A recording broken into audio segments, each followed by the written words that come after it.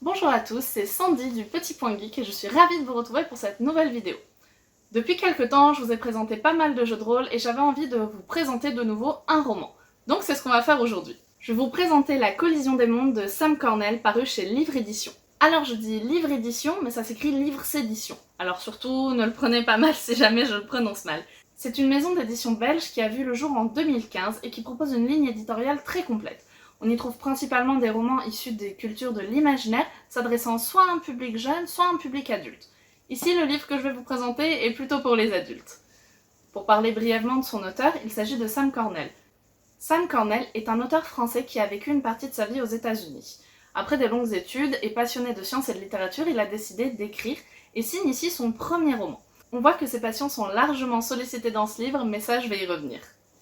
Pour vous présenter le livre en lui-même, c'est un pavé, comme vous pouvez le voir. Il fait 666 pages. Je ne sais pas si le livre a été calibré pour faire ce nombre de pages-là, et j'avoue que la coïncidence m'a fait sourire quand je l'ai refermé. Je vous expliquerai un peu pourquoi, et surtout vous le verrez lorsque vous le lirez. Je vais vous lire le 4e de couverture, je vais vous donner les points positifs et négatifs que j'ai trouvés à ce livre, et puis je vous ferai un petit bilan. C'est parti! La collision des mondes de Sam Cornell. Un bien étrange suicide que voilà.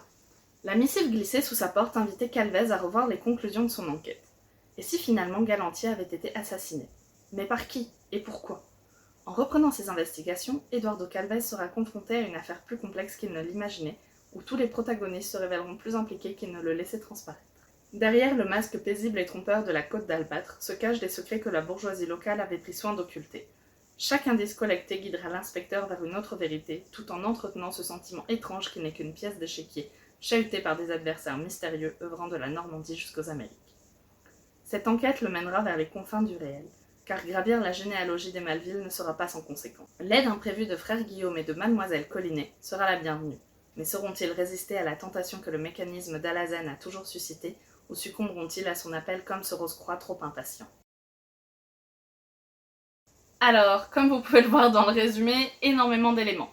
On nous parle d'un enquêteur, on nous parle d'un suicide qui semble être un meurtre, on nous parle d'un frère, d'une demoiselle, d'un mécanisme, on nous parle d'un Rose-Croix, bref. Moi, à la lecture de ce livre, je me suis dit, ça va être une enquête un petit peu surnaturelle, peut-être avec une secte, peut-être quelque chose à la Da Vinci Code ou ce genre de livre. J'ai ouvert le livre et déjà j'ai été agréablement surprise par le soin apporté à l'esthétique de l'objet en lui-même.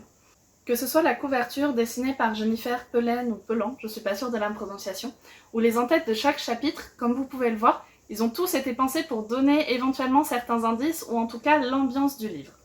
Une fois qu'on est dans des grandes parties, c'est découpé en très courts micro-chapitres. C'est pas mal parce que quand on lit un livre aussi gros, c'est important de pouvoir s'arrêter à un moment où on peut reprendre facilement. Le fait qu'il y ait plein de petits chapitres à l'intérieur des grosses parties nous permet de poser le livre et de faire « Ok, je reprends demain, pas de souci ». Pour vous montrer un petit peu plus l'objet en lui-même, voilà la bête. Donc comme vous pouvez le voir, il est assez énorme. J'ai trouvé la couverture très jolie. On se demande un petit peu de quoi il s'agit. On a plein d'hypothèses quand on le lit. Et au fur et à mesure des pages, on va voir que certains éléments très importants y sont glissés. Comme je vous le disais, on retrouve un soin particulier apporté à la mise en page. Moi, j'adore. C'est vraiment, quand on lit un livre, un gros plus. Donc comme vous le voyez, je pense que le livre avait d'abord été fait pour être en 2 volumes et finalement il a été réuni en un seul. On a, hop, au niveau des en-têtes, des choses vraiment très belles. Par exemple, l'épisode 1, on a des symboles, des clés, des plumes, des choses comme ça. L'épisode 2, on va avoir d'autres signes que l'on peut reconnaître ou non. Et encore sur certains autres chapitres, on va avoir bien d'autres éléments qui vont nous permettre de toujours savoir où on en est dans la lecture. Je ne vais pas vous montrer les visuels des dernières parties parce que je ne vais pas vous spoiler, mais c'est vraiment très beau et c'est quelque chose qui agrémente une lecture de livre papier. Pour venir un peu plus sur le contenu, déjà j'ai beaucoup aimé la plume de Sam Cornell. Elle est bien, les temps sont maîtrisés, le vocabulaire est agréable, le récit est bien dosé, on a une dose d'action, on a une dose de description, vraiment parfait à ce niveau-là. D'ailleurs, durant toute la première partie, j'ai eu l'impression de retrouver les policiers que j'aimais beaucoup lire, comme les Agatha Christie. Faut savoir que le livre se déroule en 1923. On commence avec l'inspecteur Calvez. Il est là pour enquêter sur le suicide d'un notable de petit village de Normandie, et bien que l'affaire soit assez rapidement expédiée, il reçoit une missive qui l'encourage à retourner sur les lieux. le suicide ne semble pas en être un et l'enquêteur reprend tout à zéro. Et là, on découvre que plusieurs choses ne coïncident pas. Les indices, le manque d'éléments, le trop d'éléments par d'autres aspects. Bref, l'enquête suit son cours et c'est toute la première partie du livre. Lors de cette enquête, l'inspecteur va être amené à aller consulter le frère Guillaume pour lui demander quelques renseignements et va faire la connaissance de mademoiselle Collinet, dont le père semble mêlé de près ou de loin à cette histoire. Ça va être là les 3 protagonistes qu'on va retrouver le long du livre, qui vont enquêter ensemble et séparément. Finalement, la première partie, nous allons beaucoup voir l'inspecteur Calvez, qui reste mon personnage préféré, qui est loin des stéréotypes et qui a été très intéressant dans son cheminement et très logique. C'est une partie que j'ai beaucoup aimée. Nous allons ensuite avoir frère Guillaume et mademoiselle Collinet, qui vont enquêter sans en avoir la formation finalement. On voit ce que donnent des novices qui enquêtent sur des choses potentiellement très dangereuses. Ça va apporter tout un autre élément, une fougue, des conséquences, bref, beaucoup de choses. Cette partie a été un petit peu plus complexe à lire pour moi. On y introduit beaucoup d'éléments et notamment on y a la lecture d'un livre dans le livre. Je m'explique, lors de leur recherche, ils vont trouver des textes, des choses assez importantes et pour que le lecteur comprenne le cheminement des personnages et de l'enquête, eh bien on va avoir des extraits de ces ouvrages disséminés le long du livre. Pour ça, moi j'ai pris un petit calepin, parce que parfois quand on pose le livre et qu'on le reprend le lendemain, c'est difficile de se dire qui c'est lui. Ça a été des éléments un petit peu perturbants, mais finalement très enrichissants. Et la troisième partie, ça va être lorsque les protagonistes se retrouvent et que le mystère est élucidé. Je ne vous en dis pas plus sur ces 2 parties, parce qu'elles sont pour moi vraiment à découvrir. Ce que je peux dire du livre en général, c'est que c'est un mélange très hétéroclite et pourtant affreusement réussi d'enquête, de science, de fantastique, d'horreur, de surnaturel et de théologie. On sent que l'auteur maîtrise ses sujets. Je me suis même demandé parfois si les personnages historiques dépeints étaient réels ou non et leurs actes fondés. J'ai fait des petites recherches et j'ai eu la surprise de voir que oui. Et c'est là toute la force de ce livre. Au-delà de son écriture et de ses personnages attachants, on va avoir un cadre qui est totalement maîtrisé et qui est vraiment posé sur des bases solides. Tout le récit qui se compose avec la part de mystère, de science, de théologie qui est mise est totalement vérifié et vérifiable. Et quand on ferme le livre, on a ce ressenti de pourquoi pas finalement. Les explications se tiennent, les personnages sont cohérents, l'histoire nous prend et surtout elle a l'avantage de nous retourner. On va faire toute une partie du livre avec nos préconçus, nos idées, ce qu'on y amène et le point de vue des personnages. On va se dire ah ben oui c'est évident, ça s'est passé comme ça, c'est eux les méchants, c'est eux les gentils. Et finalement arrivé à la moitié du livre, vers la deuxième partie, on se dit peut-être pas en fait, c'était peut-être pas si manichéen que ça. On revient sur la notion finalement que ce sont les vainqueurs qui écrivent l'histoire et on a toujours ces interrogations sur les vaincus. Ici on nous offre des lectures différentes des mêmes événements tout en continuant l'enquête et j'ai vraiment trouvé ça hyper intéressant.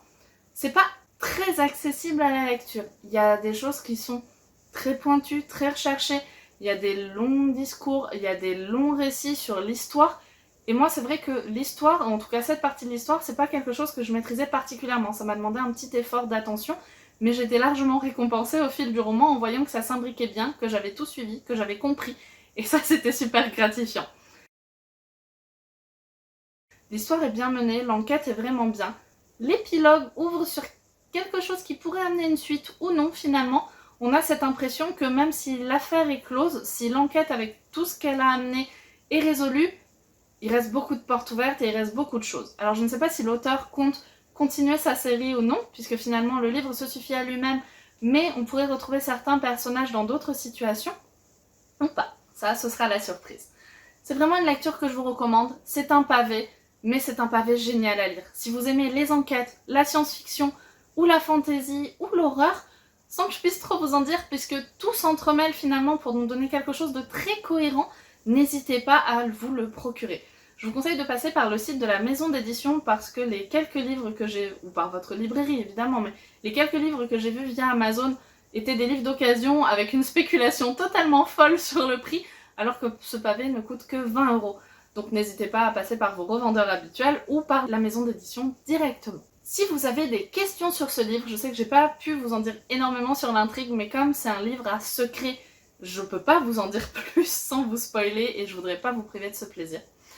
Je vous retrouve personnellement pour d'autres chroniques vidéo et écrits très bientôt. Si vous avez des questions, des remarques, n'hésitez pas à laisser des commentaires, n'hésitez pas à laisser un like, un pouce bleu, à partager la vidéo.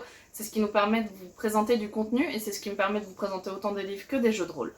Si vous êtes rôliste d'ailleurs, je vous assure que vous trouverez dans ce livre des petits clins d'œil et des éléments qui pourront agrémenter vos campagnes, notamment vos parties fantastiques ou vos parties d'horreur, sans citer de jeux particuliers, mais pour certains, les consonances arabes de certains noms et les notions de folie qui s'en dégagent vont mettre la puce à l'oreille.